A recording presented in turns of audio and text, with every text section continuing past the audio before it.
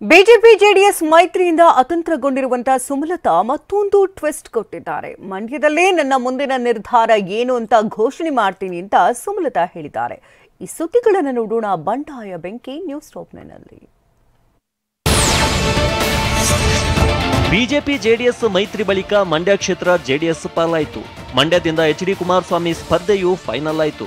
ಹೀಗಾಗಿ ಸುಮಲತಾ ಮುಂದೇನ್ ಮಾಡ್ತಾರೆ ಅನ್ನುವ ಕುತೂಹಲ ಗರಿಗೆದರಿತ್ತು. ಹೀಗಾಗಿ ನಿನ್ನೆ ಬೆಂಬಲಿಗರ ಸಭೆ ಕರೆದಿದ್ದ ಸುಮಲತಾ ಅಭಿಮಾನಿಗಳ ಮುಂದೆ ಭಾವುಕರಾಗಿ ಮಾತನಾಡಿದ್ರು. ನಾನು ಏನೇ ನಿರ್ಧಾರ ತೆಗೆದುಕೊಂಡ್ರು ನಿಮ್ಮನ್ನ ಬಿಟ್ಟು ತೆಗೆದುಕೊಳ್ಳಲ್ಲ. ಏಪ್ರಿಲ್ 3ಕ್ಕೆ ಮಂಡ್ಯಕ್ಕೆ ಬರ್ತೀನಿ. ಏಪ್ರಿಲ್ 3ರಂದೇ ನನ್ನ ನಿರ್ಧಾರ ತಿಳಿಸ್ತೇನೆ ಅಂತ ಹೇಳಿದ್ದಾರೆ. ನಮ್ಮೊಂದಿಗಿರೋ ಎಲ್ಲ ಆಪ್ತರ ಜೊತೆಯಲ್ಲೂ ನಾನು ಚರ್ಚೆ ಮಾಡಿ ಮಂಡ್ಯದಲ್ಲೇ ಬಂದು ನಾನು ಇದೇ 3ನೇ ತಾರೀಕಿಗೆ ಬರ್ತೀನಿ. 3ನೇ ತಾರೀಕು ನಾನು ಮಂಡ್ಯದಲ್ಲೇ ಸಭೆ ಮಾಡ್ತೀನಿ. ನನ್ನ ನಿರ್ಧಾರ ಏನು ಅಂತ ನಾನು ಅಲ್ಲೇ ಹೇಳ್ತೀನಿ. ನಿಮ್ಮೆಲ್ಲರ ಆಶೀರ್ವಾದ ಪಡಿತೀನಿ. ನಾನು ಹೇಳ್ತಾ ಇದ್ದೀನಿ ಪದೇ ನಿಮ್ಮನ್ನು ಬಿಟ್ಟು ಯಾವ ನಿರ್ಧಾರ ನಾನು ತಗೊಳ್ಳೋದಿಲ್ಲ.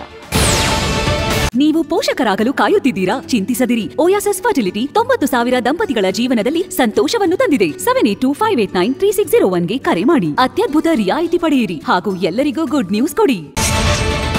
ಇನ್ನು ಬಿಜೆಪಿ ಟಿಕೆಟ್ ನೀಡುತ್ತೆ ಎಂಬ ವಿಶ್ವಾಸದಲ್ಲಿದ್ದೆ ಅಂತ ಸುಮಲತಾ ಹೈಕಮಾಂಡ್ ನಿರ್ಧಾರಕ್ಕೆ ಬೇಸರ ವ್ಯಕ್ತಪಡಿಸಿದ್ರು. ನನ್ನ ಭವಿಷ್ಯ ನೋಡಿಕೊಳ್ತೀರಾ, ಆದ್ರೆ ನನ್ನ ಬೆಂಬಲಿಗರ ಭವಿಷ್ಯ ಏನು ಅಂತ ಬಿಜೆಪಿಗೆ ಪ್ರಶ್ನಿಸಿದ್ದಾಗಿ ಸುಮಲತಾ ಹೇಳಿದ್ರು. ಆಗೋಕೆ ಏನು ಇರೋದು ಬೇಕಾಗಿಲ್ಲ. ನಾವು ಎಲ್ಲವನ್ನೂ ನೋಡ್ಕೋತೀವಿ.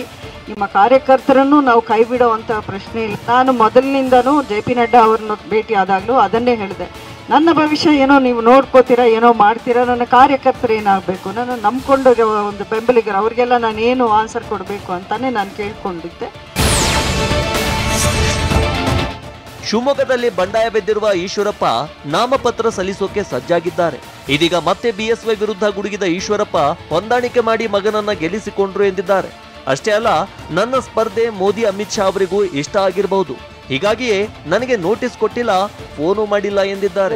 ಮೋದಿಗೂ ಅಮಿತ್ ಶಾಗೂ ಕೂಡ ನಾನು ಚುನಾವಣೆ ನಿಂತು ಇವರ ಕುಟುಂಬದ ರಾಜಕಾರಣ ಇದೆಯಲ್ಲ, ಅಪ್ಪ ಮಕ್ಕಳ ರಾಜಕಾರಣ, ಇದು ಅಂತ್ಯ ಆಗಬೇಕು ಅನ್ನೋಂಥ ಆಸೆ.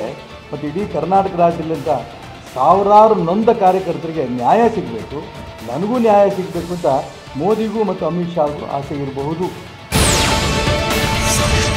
ಚಿತ್ರದುರ್ಗದಿಂದ ಮಾಜಿ ಸಚಿವ ಗೋವಿಂದ ಕಾರಜೋಳ್ಗೆ ಟಿಕೆಟ್ ನೀಡಲಾಗಿದೆ. ಹೀಗಾಗಿ ಗೋವಿಂದ ಕಾರಜೋಳ್ ಚಿತ್ರದುರ್ಗದಲ್ಲಿ ಟೆಂಪಲ್ ರನ್ ಮಾಡಿದ್ರು. ಆದರೆ ಇತ್ತ ಹೊಳಲ್ಕೆರೆಯಲ್ಲಿ ಗೋ ಬ್ಯಾಕ್ ಕಾರಜೋಳ್ ಘೋಷಣೆ ಕೂಗಿ ಪ್ರತಿಭಟನೆ ನಡೆಸಲಾಯಿತು. ಇದರಿಂದ ಹೊಳಲ್ಕೆರೆಯ ಗಣೇಶ ದೇಗುಲ ದರ್ಶನವನ್ನ ಕಾರಜೋಳ್ ರದ್ದುಗೊಳಿಸಿದ್ರು. ಗೋವಿಂದ ಕಾರಜೋಳ್ ವಿರುದ್ಧದ ಗೋ ಬ್ಯಾಕ್ ಅಭಿಯಾನದ ನಡುವೆ ಬಂಡಾಯ ಸಾರಿರುವ ಟಿಕೆಟ್ ವಂಚಿತ ಶಾಸಕ ಚಂದ್ರಪ್ಪರ ಪುತ್ರ ರಘುಚಂದನ್ ಮನವೊಲಿಕೆ ವಿಫಲವಾಗಿದೆ. ನಿನ್ನೆ MLC ರವಿಕುಮಾರ್ ಚಂದ್ರಪ್ಪ ನಿವಾಸಕ್ಕೆ ತೆರಳಿದ್ರು. ರಘುಚಂದನ್ ಮತ್ತು ಅವರ ತಾಯಿ ಜೊತೆ ಮಾತುಕತೆ ನಡೆಸಿದ್ರು. ಆದರೆ ರವಿಕುಮಾರ್ ಸಂಧಾನಕ್ಕೆ ರಘುಚಂದನ್ ಒಪ್ಪಿಗೆ ಸೂಚಿಸಿಲ್ಲ. ಏಪ್ರಿಲ್ 3ರಂದು ಪಕ್ಷೇತರವಾಗಿ ನಾಮಪತ್ರ ಸಲ್ಲಿಕೆ ಮಾಡಲಿದ್ದಾರಂತೆ. ಇತ್ತ ಮಂಡ್ಯದಲ್ಲಿ ಅಪ್ಪನ ಪರ ನಿಖಿಲ್ ಕುಮಾರಸ್ವಾಮಿ ಪ್ರಚಾರಕ್ಕಿಳಿದಿದ್ದಾರೆ. ನಾಗಮಂಗಲದಿಂದ ಪ್ರಚಾರ ಆರಂಭಿಸಿದ್ದಾರೆ. ಆದರೆ ನಾಗಮಂಗಲದ ಸಭೆಯಲ್ಲಿ ಅಸಮಾಧಾನ ಸ್ಫೋಟಗೊಂಡಿತ್ತು. ಕೇವಲ JDS ನಾಯಕರಿಗೆ ಭಾಷಣಕ್ಕೆ ಅವಕಾಶ ಕೊಟ್ಟಿದ್ದಕ್ಕೆ ವೇದಿಕೆ ಮೇಲಿದ್ದ ಚೇತನ್ ಶಿವರಾಮೇಗೌಡ ಕಿಡಿಕಾರಿದ್ದಾರೆ. ತಕ್ಷಣವೇ ಚೇತನ್ರನ್ನ ಉಭಯ ನಾಯಕರು ಸುಮ್ಮನಿರಿಸಿದ್ರು.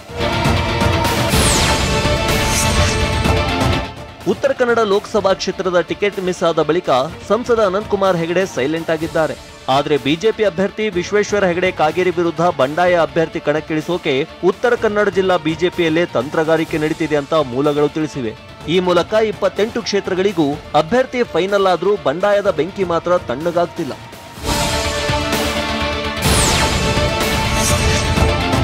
ಕೊಪ್ಪಳದಲ್ಲಿ ಬಿಜೆಪಿ ಟಿಕೆಟ್ ವಂಚಿತ ಹಾಲಿ ಸಂಸದ ಸಂಗಣ್ಣ ಕರಡಿ ಕಣ್ಣೀರು ಹಾಕಿದ್ರು. ಬಂಡಾಯ ಸ್ಪರ್ಧೆಯ ಮಾತುಗಳು ಕೇಳಿ ಬಂದಿತ್ತು. ಆದ್ರೀಗ ಅಖಾಡಕ್ಕೆ ಎಂಟ್ರಿ ಕೊಟ್ಟಿರುವ BY ವಿಜಯೇಂದ್ರ ಬಂಡಾಯ ಶಮನ ಮಾಡಿದ್ದಾರೆ. ನಿನ್ನೆ ಶಾಸಕ ದೊಡ್ಡನಗೌಡ ಪಾಟೀಲ್ ನೇತೃತ್ವದಲ್ಲಿ ನಡೆದ ಸಂಧಾನ ಸಭೆ ಯಶಸ್ವಿಯಾಗಿದೆ. ಮೊನ್ನೆಯಷ್ಟೇ ಕಾಂಗ್ರೆಸ್ ನಾಯಕರು ಶ್ರೀನಿವಾಸ್ ಪ್ರಸಾದ್ ನಿವಾಸಕ್ಕೆ ಭೇಟಿ ನೀಡಿ ಬೆಂಬಲ ಕೋರಿದ್ರು. ಇದರ ಬೆನ್ನಲ್ಲೇ ಶ್ರೀನಿವಾಸ್ ಪ್ರಸಾದ್ ತಂಗಿಯ ಮಗ ರಾಜ್ಯ ಯುವ ಮೋರ್ಚಾ ಉಪಾಧ್ಯಕ್ಷ ಧೀರಜ್ ಪ್ರಸಾದ್ ಕಾಂಗ್ರೆಸ್ಗೆ ಸೇರ್ಪಡೆಯಾಗಿದ್ದಾರೆ. ಮತ್ತೊಂದೆಡೆ ಬಿಜೆಪಿಯ ಮಾಜಿ MLC ತೇಜಸ್ವಿನಿ ಗೌಡ ದೆಹಲಿಯಲ್ಲಿ ನಿನ್ನೆ ಕಾಂಗ್ರೆಸ್ ಸೇರ್ಪಡೆಯಾದರು.